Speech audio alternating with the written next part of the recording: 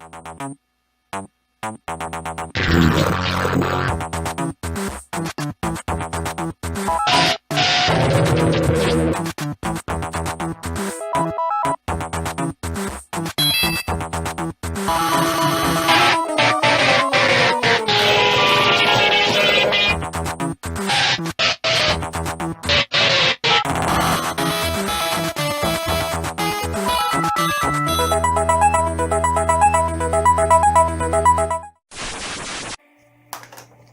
day and welcome. We're here once more with another Retrocity. I'm, as always, Crispy, and I'm joined... Omega, what's up? Yes. So, today's game is one that's been banned forever. I doubt you're going to find this... I don't know if this is on Steam even, but I doubt it. This game's been banned everywhere. I don't think it is on Steam. We just checked and there wasn't a Steam page for it. Maybe there is, I don't know. Well, basically here it just teaches you quickly how to become a serial killer. You just use mouse movements. This is literally the tutorial, by the way. This is it. And then there's going to be like a 15-minute tutorial. That's the only thing you need to do when you want to become a serial killer. Just mouse movements. Mouse movements, rapid mouse movements. Yeah. You'll be able to stab somebody, strangle somebody. Overpower a big guy, you know. Easily. Easily. Use assault rifles. Easily. You'll know exactly how to, field strip one. Just move a mouse quick now. Yeah. Alright, that was kind of So this is Manhunt 2. This is a weird tutorial, by the way. I mean, what the fuck? Yeah, there's tutorial complete. So every time you do it... It's just like calibrating the controller or something. Not even that. No. So this game originally was meant for the Wii U. Or, no, just the Wii. Not the Wii U, just the Wii. And, that tutorial would make a lot more sense if it was in a Wii. Because you gotta make, like, specific movements of, like, stabbing somebody with the Wii remote. Or strangling somebody with the Wii remote. Or beating somebody's head off with a Wii remote. So, it's kind of obvious why this game was completely banned immediately. Why they didn't see this coming is ridiculous. So there's no titties in this game, there's no nudity. This game is literally banned just because it's the most violent game ever made. And it's very easy to see why. You actually physically gotta, if you stab somebody, you gotta move the mouse very quickly in a stabbing motion, shit like that. Yeah. Anyway, you play as... By the way, it's Manhunt 2. I did mention that. I think I did mention it. It's Manhunt 2, developed and produced and published by Rockstar, of course. Yes. Well, we specifically chose this game, or I chose this game because you did the GTAs along a little bit. While back. Yeah, like a month or two back, and but the previous Retrocity. Was it the previous Retrocity? Anyway, it's been a while. Yeah, we've been. You've been living off the grid for like 2 weeks now. Yeah, living in a cave. Before that, I was like off the grid for like a week, and then before that, another week. Yep, it's gonna happen. We live in South Africa. Sometimes you gotta retreat into the mountains.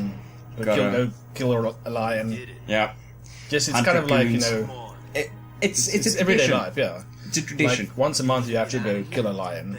If you don't, if you've never killed a lion, an elephant, you're not a man in South Africa. You gotta kill a lion. And you have to update your man card like once a month. You have to like renew it. Yeah. Either a lion. What are the big five? You gotta kill one of the big five barehanded. That's how you get a man card in South Africa. There's a shitload of dead lions here. And if you want to go like refill your card, you have to like show your man card. Gotta show your man card. It's the only way. If you want to get married, yeah, you turn in like. If you want to go buy milk, man card. Man card. That's the only way you get anything. That's basically we use the man cards before we use the rand. No. Before we use our actual currency. So you play as a deranged psychopath. Fuck knows who his name is.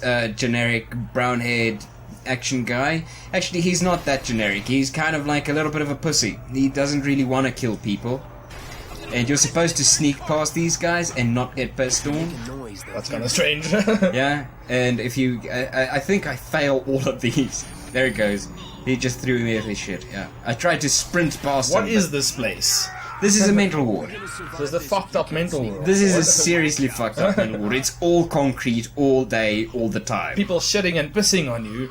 That's kind of what a mental ward is, I think. This is what every mental ward looks like. Based on, just like fucked up walls and furniture everywhere. Based on killing themselves, shitting everywhere. Based on this game in Silence of the Lambs, I'm pretty sure you get thrown with spunk, pissed on, and thrown with shit whenever you go in there. And there's like a weird static texture. Yeah. So this game was one of the first games to actually do that shit. I hate that shit, man. To do the static thing. But the whole idea behind the first game was it's like supposed to be like a recording. Like somebody's recording you the whole time and making like this snuff film out of all your actions. But why they did it for the second game, fuck knows why. Like, I get it why they do it in games, it just doesn't work. For this game, it doesn't work. I mean, I've never seen a game where it works. So every time you go and kill somebody, you get a choice of 3 very, very violent methods of killing them. A green method, a yellow method, or a red method. A red method is obviously... Now, every one of them takes a little bit extra time to actually line up the shots. So you'll see me fail at being a serial killer multiple times in this game. This game has really taught me that I'm a very bad serial killer. Like, it's fine if they have the static like every now and then, but the whole time... Yeah, you know what? That's the only thing I actually liked from the Kane and Lynch number 2, was they kind of used it that was the worst for me. They use it creatively, like there's a guy running out of a room and his dong is showing, but it's just pixelated. I like that, you know, it was kind of that cool. was actually kind of cool. Yeah, I like the pixelated look of that, but the rest of the game was so terrible. No, I actually just like that pixelated stuff. Like, I like the idea, but I don't like it when games do that. I don't really mind it. It's the same with Call of Cthulhu, Dark Corners of the Earth, when you get like crazy, you know, the game get, like all static like, and Amnesia does the same. Yeah, it gets all wobbly and looks like you're drunk. I don't mind that, but that has like a overlay of static, which is weird, because why? That's not how people see it. Which one's that now? The Call of Cthulhu. Oh, Call of Cthulhu, yeah. It's fine if you get like all crazy and start to see things, and that makes sense. Yeah, that is kind of weird. If I go crazy, I'm not just gonna see everything fucking like... Yeah, it's not like I suddenly use my camera eyes, camera vision, when I get scared. It's like I can't keep my eyes open, so I use my robotic eye. Yeah, crazy shit. It's been a quiet few weeks. It's been a quiet few weeks for gaming. The only games that's still coming out is going to be, Warhammer. And Doom. Yeah, and Doom. Doom is almost... I'm pretty excited for Doom. I finished Doom 2 for the fucking, I don't know how many time last night on my Game Boy. I've been playing a lot of Game Boy recently. That's pretty much all I've been doing. I don't think I've ever played any Doom past, like, Chapter 2. I think Chapter 2, or Act 2, or whatever, the second level... it's very rare that I go past that. I play like the first one because it's quick and easy. You know, the first one you can do relatively quickly. And then the second one I play, and then I get stuck somewhere. I can't find the key, or I can't find the door for the key. And then I just, fuck it. I'm gonna Doom 2 has some of the worst fucking... I mean, I know that game is praised for its level design, but it's got some of the worst level design. Because, like, the whole game, you have to push a button. Yeah. That's how the game mechanic is. Buttons you have to push. And then there was like one level that we had a button that you had to shoot, but you don't really think about it. So at the end of the whole game, like the third last level or something, there's like these 3 buttons you have to shoot, but they don't look like buttons. And you don't fucking think to shoot them, because the whole game you've been pressing buttons. Yeah. So you get stuck there. I actually had to fucking go to a walkthrough. Nice. And you just see all the comments, everybody's, this is fucking bullshit, man. How are we supposed to know this, you know? Well, recently, talking about games that I call bullshit on, was the latest one is going to be Dirt Rally. You know, I played that yesterday, and this is completely off topic now. I just wanted to mention and call my grievances on this one, because I'm a really big racing fan. You know, I like racing games. As I guess I have probably mentioned already. You know, not to the point where I'm like the Gran Turismo fan, where I love everything to be as realistic as possible. Yeah. I like a game that's accessible, but still difficult to master. Yeah. You know, that's the... So not like Need for Speed, maybe something in between. Exactly. Need for Speed's way too easy. Yeah. It's shitty. It's not good. I prefer the arcade racing. I hate those. I hate the arcade racing. Anyway, coming back to Dirt Rally, you know, when they made the game, they kind of decided to stop making a game and just make a simulator. I don't know why they decided to do that. For instance, one of the race types you can do is hill climbing.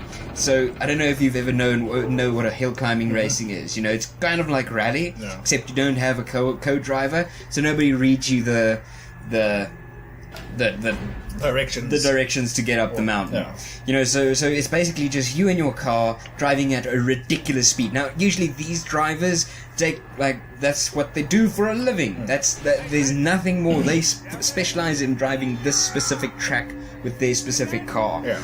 And so they took that idea in Dirt Rally, and they don't give you a map, so you don't know how to drive. You don't know the map, and you're supposed to do this at speed. And I look up like the Metacritic scores, and it's all like 90s. I don't understand it. How can people actually play the game? I have never met a game that's so inaccessible as that.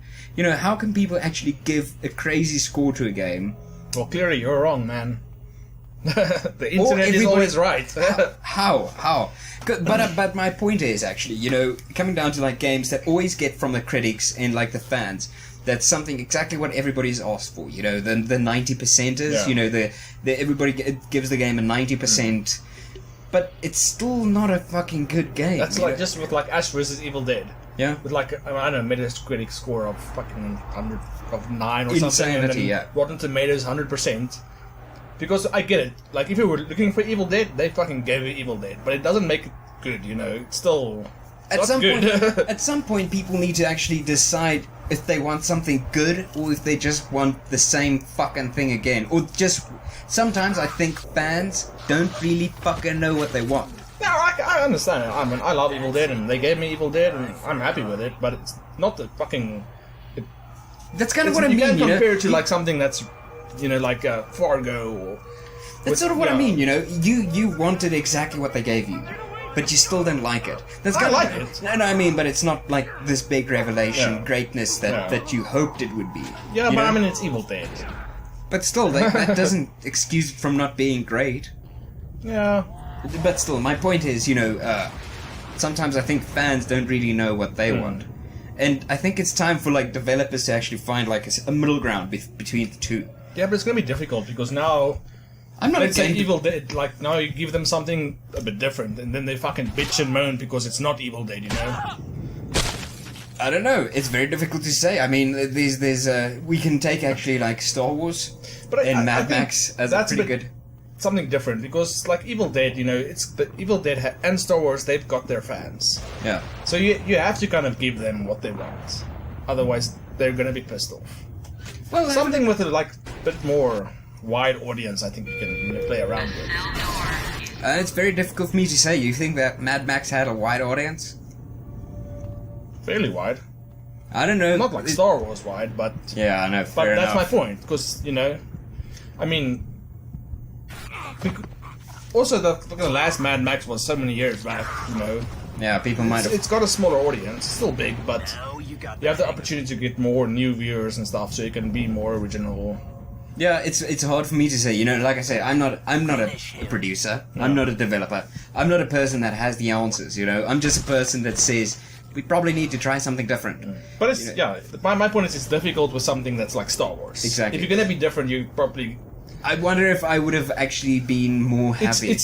I would have been happy if they tried something completely different with Star but Wars. you're not- But the 7 billion people on Earth that actually watched the film might not agree with me. I can't exactly say that I'm, you know, the person And I mean, that needs to Sure, decide what's if you're good gonna and do what's something not. different, you've got the chance of doing something great, people loving it, but it's just I think too much of a risk.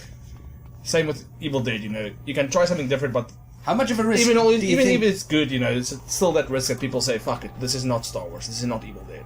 Well, as I said with Star Wars, I'm pretty sure people would have, you know, they would have still made their money with Star Wars if they just Obviously. literally filmed the guy's ass farting for 2 hours. You know, they would have still made their money because people would have still wanted to watch that.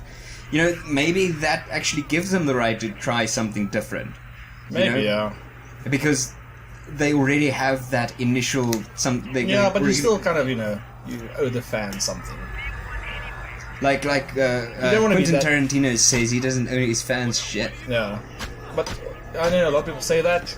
Like Neil Gaiman also said about like George R. R. Martin now. He said like, you know, George R. because everybody's pissed off because he's not releasing the new book and shit. It's gonna die probably before he releases it. Yeah. And so a lot of people like Neil Gaiman is saying, you know, you never fucking signed a contract with all these people saying he has to release this shit or this books, you know. just be glad that he released the books that are available. But I still think when you do something that you build a big fan base, you kind of owe there something. Agreed. There was something recently I also saw. I'm having trouble remembering what it was, but also the guy who made it said, I don't owe anybody anything. I don't owe my fans anything. And I was immediately saying, he would not be a success without his fans. He might still be making his music or whatever, but at the end of the day, he would not be a successful musician. Yeah. He would still be a musician, but not a successful. People paying for this shit, People are paying for this shit. People are paying for this shit. But how much is it? Like we spend maybe like $8 or $80 when we go to a movie. They spend their lives on a movie. Yeah. They literally give everything they have. At least if you're gonna say directors. sure, we do pay for it, but we pay for it because it's good. Yeah. So do we pay for only things that are good? We pay for shit too. We piss away money like nobody's business. Yeah. We will give $8 to a homeless man as easily as we'd give $8 to the ticket vendor.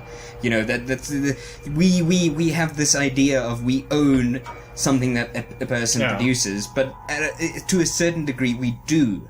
I don't think we own it. I think we don't like buy George stock. R. R. Martin doesn't owe anybody shit.